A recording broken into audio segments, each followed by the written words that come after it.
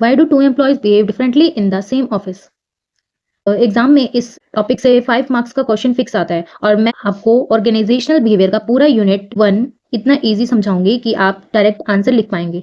So next 10 minutes में हम जो कंप्लीट कर लेंगे यूनिट 1, जिसमें कवर करेंगे concept, determinants, emergence, discipline and models of organisational behaviour, सब कुछ सिंपल लैंग्वेज में। तो सबसे पहले हम स्टार्ट करते हैं meaning and concept of organisational behaviour. तो ऑर्गेनाइजेशनल बिहेवियर क्या होता है, सिंपल वर्ड्स में समझते हैं। जैसे ओबी का मतलब है ऑर्गेनाइजेशन के लोग, अंदर के जो लोग हैं वो कैसे बिहेव करते हैं। जैसे स्टडी ऑफ ह्यूमन बिहेवियर, तो जैसे एग्जांपल से एक एम्प्लॉई है और वो हार्ड वर्किंग है और दूसरा केयरलेस है, या कोई टीम में अच्छा काम करता है और कोई नहीं करता, तो ये क्यों, ऐसा क्यों है। तो यही जो ऑर्गेनाइजेशनल बिहेवियर है यही एक्सप्लेन करता है कि इन दोनों में डिफरेंसेस क्यों है, बिहेवियर में चेंजेस क्यों है। अब आप एग्जाम में कैसे लिखेंगे, जैसे organisational behaviour is the study of individual and group behaviour within an organisation. ये ह्यूमन बिहेवियर की स्टडी है ऑर्गेनाइजेशन के अंदर, एंड ये एग्जामिन करता है कि कैसे इंडिविजुअल और ग्रुप जो है वो एक्ट करते हैं और इंटरेक्ट करते हैं वर्क प्लेस पर। देन अब है नेचर, इसका ऑर्गेनाइजेशनल बिहेवियर का नेचर कैसा है, इसमें क्या करते हैं, ह्यूमन बिहेवियर की स्टडी करते हैं। ये फोकस करता है इंडिविजुअल एंड ग्रुप बिहेवियर पे, इंडिविजुअल में कैसा बिहेव कर रहे हैं एंड ग्रुप पे कैसा बिहेव करते हैं। एंड ये गोल ओरिएंटेड होता है, बिल्कुल मेन फोकस होता है। जैसे अगर इंडिविजुअल का बिहेवियर देखना है तो हम ओपी का ऑर्गेनाइजेशन बिहेवियर से चेक करते हैं। And it is an interdisciplinary subject, related है। ये हेल्प करता है इंप्रूविंग ऑर्गेनाइजेशनल इफेक्टिवनेस में। अब इसका ऑब्जेक्टिव्स क्या है, ह्यूमन बिहेवियर को अंडरस्टैंड करना, बिहेवियर को प्रेडिक्ट करना कि ऐसा ऐसा बिहेवियर हो सकता है, इस अगर ऐसा कोई चेंज कर तो। To control and direct behaviour, behaviour को कंट्रोल एंड डायरेक्ट करने के लिए, एफिशिएंसी एंड प्रोडक्टिविटी को इंप्रूव करने के लिए। अब बात करते हैं डिटर्मिनेंट्स की, यानी बिहेवियर किन चीज़ों से अफेक्ट होता है। इसमें 3 मेन फैक्टर्स होते हैं। फर्स्ट है इंडिविजुअल फैक्टर। इंडिविजुअल फैक्टर में मतलब कि हर पर्सन अलग होता है, इसलिए बिहेवियर भी अलग होता है। जैसे पर्सनैलिटी, पर्सन का नेचर, इंट्रोवर्ट एक्सट्रोवर्ट होते हैं। एंड एटीट्यूड, पॉजिटिव और नेगेटिव थिंकिंग होती है वर्क के लिए, एटीट्यूड कैसा है। परसेप्शन कैसा है, कैसे पर्सन जो है सिचुएशन को समझता है, कैसे इंटरप्रेट करता है परसेप्शन में। Values, what a person believes is right और रॉन्ग, मीन्स पर्सन क्या बिलीव करता है, सही सही समझता है या गलत समझता है, मतलब सही में विश्वास करता है या गलत में। ये इंडिविजुअल फैक्टर है जो इंडिविजुअल लेवल पर सबका बिहेवियर अलग होता है, जिसमें पर्सनालिटी भी चेंजेस होते हैं, एटीट्यूड में होता है, वैल्यूज में होता है, परसेप्शन में होता है। तो बिहेवियर डिपेंड होता है पर्सनल कैरेक्टरिस्टिक पे कि वो पर्सन कैसा है। अगर इंट्रोवर्ट होगा तो कम बोलेगा, कम घुल मिल करेगा, कम ग्रुप में जाएगा, ग्रुप में वर्क करना कम पसंद करेगा। एंड एक्सट्रोवर्ट होगा, अपना सोशल होगा। एंड ग्रुप फैक्टर्स में है, ग्रुप फैक्टर्स में मतलब ग्रुप में बिहेवियर चेंज हो जाता है। तो इसमें क्या होता है, कम्युनिकेशन, कैसे इन्फॉर्मेशन शेयर कर रहे हैं, कैसा बिहेवियर है पर्सन का। लीडरशिप में leader, as a leader behaviour कैसा है। ग्रुप के नॉर्म्स, मतलब ग्रुप का रूल्स क्या है। टीम वर्क, एक साथ काम कर रहे हैं, तो ये सब ग्रुप फैक्टर्स में आता है। Group environment affect behaviour. And then है ऑर्गेनाइजेशनल फैक्टर।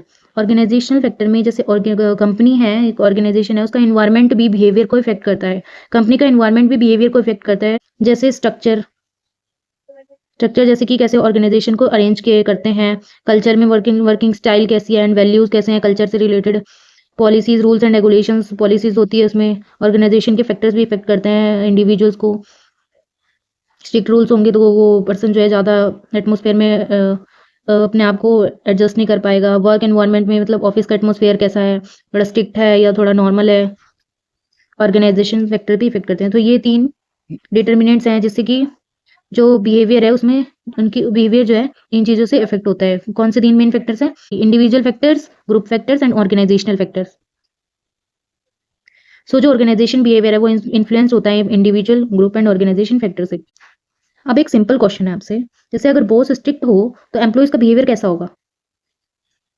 ये जो क्वेश्चन है ये भी ऑर्गेनाइजेशन बिहेवियर का पार्ट है, क्योंकि यहाँ पे बॉस स्ट्रिक्ट है तो एम्प्लॉय का कैसा बिहेवियर होगा आप मुझे बताएंगे। देन नेक्स्ट है, अब समझते हैं ऑर्गेनाइजेशन बिहेवियर के डेवलपमेंट के बारे में। इसका डेवलपमेंट कैसे हुआ। इनिशियल स्टार्टिंग में क्या था, क्लासिकल अप्रोच था जिससे जो सिर्फ फोकस करता था ओनली वर्क पे एंड एफिशिएंसी, प्रोडक्टिविटी पे। एम्प्लॉयज जो है उनको मशीन की तरह ट्रीट किया जाता था।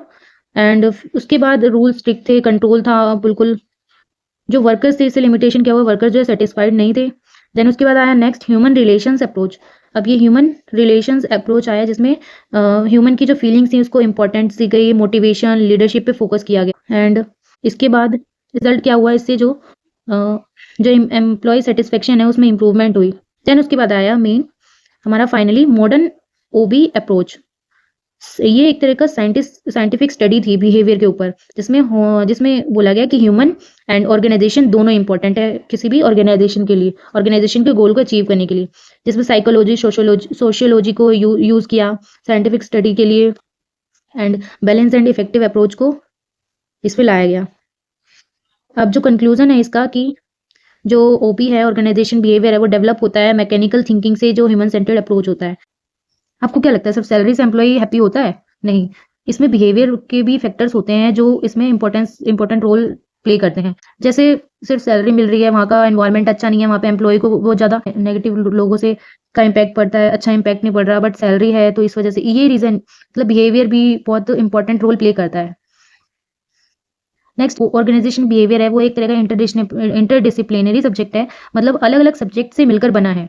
जैसे इंपॉर्टेंट डिसिप्लिन्स हैं, फर्स्ट है साइकोलॉजी। साइकोलॉजी में क्या होता है, इंडिविजुअल के बिहेवियर को स्टडी किया जाता है, लर्निंग, मोटिवेशन, पर्सनैलिटी कैसी है, मोटिवेशन कैसा है, इसका इंट्रिंसिक है, एक्सट्रिंसिक है, लर्निंग मतलब लर्निंग पावर कैसी है, क्विक लर्नर है, थोड़ा स्लो है।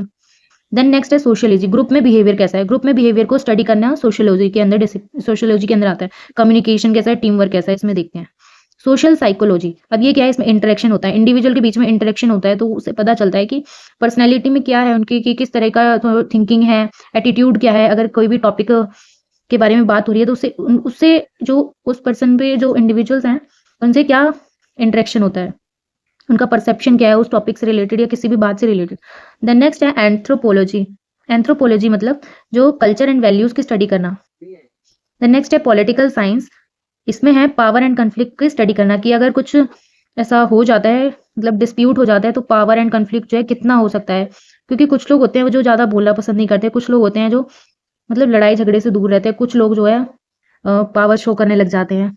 सो इसमें क्या है, जो ऑर्गेनाइजेशन बिहेवियर है वो बहुत सारे इसके अंदर डिसिप्लिन होते हैं, इन सब से मिलकर बना होता है, इसके अंदर ये सब देखा जाता है, psychology, sociology, social psychology, anthropology, political science, इन सब। अब आते हैं सबसे इंपॉर्टेंट टॉपिक जो एग्जाम में पक्का आता ही है, इसमें आता ही है, मॉडल्स तो ज्यादातर पूछे जाते हैं एंड पीवाईक्यू में आया भी हुआ है। अब इसमें 4 मॉडल्स होते हैं, तो लाइन बाय लाइन हम देखते हैं। 4 मॉडल्स जो है, फर्स्ट है ऑटोक्रेटिक मॉडल, जो कि पावर पे बेस्ड होता है। ये जो मॉडल है ये एक्सप्लेन करता है कि कैसे ऑर्गेनाइजेशन जो है वो अपने एम्प्लॉयज को मैनेज करें। फर्स्ट है ऑटोक्रेटिक मॉडल, जिसमें जो ये पावर पे बेस्ड होता है, सिर्फ इसमें क्या होता है, जो अथॉरिटी होती है मैनेजर के साथ पास होती है, एंड जो एम्प्लॉयज होते हैं सिर्फ ऑर्डर फॉलो करते हैं, मतलब जो बॉस है वो ऑर्डर देता रहता है बस, इसमें ये होता है। एक तो ये मॉडल है, तो इसमें क्या होता है, जो मोटिवेशन होता है वो लो होता है, बॉस ऑर्डर देता है, मैनेजर ऑर्डर देता है, बताता रहता है, बट वो एम्प्लॉयज की फीलिंग्स और इमोशन से रिलेटेड नहीं होता, सो इसलिए एम्प्लॉय जो है वो मतलब मोटिवेशन लो हो जाता है। देन सेकंड है कस्टोडियल मॉडल, ये होता है मनी एंड बेनिफिट्स होते हैं इकोनॉमिक सिक्योरिटी के लिए, जो उस पे बेस्ड होता है, जैसे एम्प्लॉय जो है उनको बेनिफिट्स मिलता है, वो ऑर्गेनाइजेशन के पे डिपेंड होते हैं। सो इसमें क्या होता है, सिर्फ बेनिफिट मिलता है एम्प्लॉयज को और वो ऑर्गेनाइजेशन पे एक तरह से डिपेंड होते हैं, तो इसमें पैसिव बिहेवियर होता है, जो एम्प्लॉय है वो खुद से इंटरेक्शन नहीं कर रहा, बट उसको बेनिफिट्स के लिए बस वो बेनिफिट मतलब मनी गेट कर रहा है, एंड एक तरह से मनी के लिए डिपेंड है बस, फुल्ली मतलब इंटर रिलेशन नहीं हो रहा। सो ये क्या है, पैसिव कोऑपरेशन है। देन आता है सपोर्टिव मॉडल, जिसमें मैनेजर जो है वो सपोर्ट करता है एम्प्लॉयज को, एंड जो मैनेजर है वो मोटिवेट करता है, लीडरशिप पे बेस्ड होता है, सपोर्ट करता है मैनेजर। सो रिजल्ट क्या होता है, इससे जॉब सेटिस्फेक्शन होता है इस मॉडल में। देन नेक्स्ट है कॉलेजियल मॉडल, ये होता है टीम वर्क एंड पार्टनरशिप पे बेस्ड होता है, इसमें मैनेजर जो है वो act as a coach act करता है, जो एज अ मेंटर एक्ट करता है कॉलेजियल मॉडल पे। सो इससे रिजल्ट क्या होता है, इसमें रिस्पॉन्सिबिलिटी एंड सेल्फ डिसिप्लिन होता है, क्योंकि एक तरह का मेंटर अगर हमें भी अगर ऐसे एज अ मेंटर कोई हमें गाइड करता है तो हमारे लिए बहुत अच्छा होता है। तो इसमें क्या होता है, टीम वर्क होता है, सो ये इस पे बेस्ड होता है कॉलेजियल मॉडल पे। ये जो 4 मॉडल है बहुत इंपॉर्टेंट है, डायरेक्ट क्वेश्चन आता है इससे। अब एक बार क्विक रिवीजन कर लेते हैं सारा। ऑर्गेनाइजेशन बिहेवियर जो है वो बिहेवियर है, ऑर्गेनाइजेशन में किस तरह का बिहेवियर होता है। डिटर्मिनेंट्स में थे हमारे इंडिविजुअल, ग्रुप एंड ऑर्गेनाइजेशन थे, ये 3 फैक्टर्स थे जो अफेक्ट करते हैं बिहेवियर को। देन थर्ड है इमरजेंस, जो मतलब कैसे कैसे डेवलपमेंट हुआ ऑर्गेनाइजेशन बिहेवियर में। पहले था क्लासिकल अप्रोच, देन उसके बाद human relations approach, then modern OB approach, उसके बाद डिसिप्लिन थे हमारे, जिसमें है psychology, sociology, social psychology, anthropology, political science, ये सारे। उसके बाद आए हमारे मॉडल्स 4 टाइप्स के, autocratic, custodial, supportive model and collegial model. इसको याद करने की ट्रिक है, सी है autocratic power based on power, custodial based on money, supportive based on leadership, collegial based on team work. Organizational behaviour जो है वो है हमें हेल्प करता है, मतलब ऑर्गेनाइजेशन को हेल्प करता है ह्यूमन बिहेवियर को अंडरस्टैंड करने में, एंड टीम वर्क में जो इम्प्रूवमेंट होनी चाहिए उसके लिए, एंड जो ऑर्गेनाइजेशन की परफॉर्मेंस है उसको इंक्रीज करने में। और जो एग्जाम टिप है, अगर 10 मार्क्स तो आप कैसे लिखोगे, पहले डेफिनेशन बताएंगे। जैसे अगर क्वेश्चन आता है कि डिफाइन ऑर्गेनाइजेशन बिहेवियर, और अगर 20 या 18 मार्क्स का है, वैसे ज़्यादातर तो 18 मार्क्स का आता है, अगर आता भी है तो किस तरह से आप करेंगे, पहले डेफिनेशन, देन उसके बाद डायग्राम, डिटर्मिनेंट्स की डायग्राम। जैसे 3 डिटर्मिनेंट्स हैं हमारे, 3 डिटर्मिनेंट्स हैं, individual, group and organisational factors, ये है 3, तो इनको ऐसे डायग्राम में शो कर देंगे। 3-4 हेडिंग लिख देना इसकी। देन मॉडल्स तो इंपॉर्टेंट है ही, क्योंकि मॉडल्स तो आता ही है, पक्का एग्जाम में आता है। देन उसके बाद कंक्लूजन। सो इससे क्या होता है, इससे फुल मार्क्स मिलते हैं, एक तरह का सिस्टमेटिक ऐसे आंसर हो जाता है आपको। एंड आप सभी को ऐसे ही इजी नोट्स और एक्सप्लेनेशन चाहिए तो चैनल को सब्सक्राइब करिए। नेक्स्ट वीडियो में हम यूनिट 2 कवर करेंगे।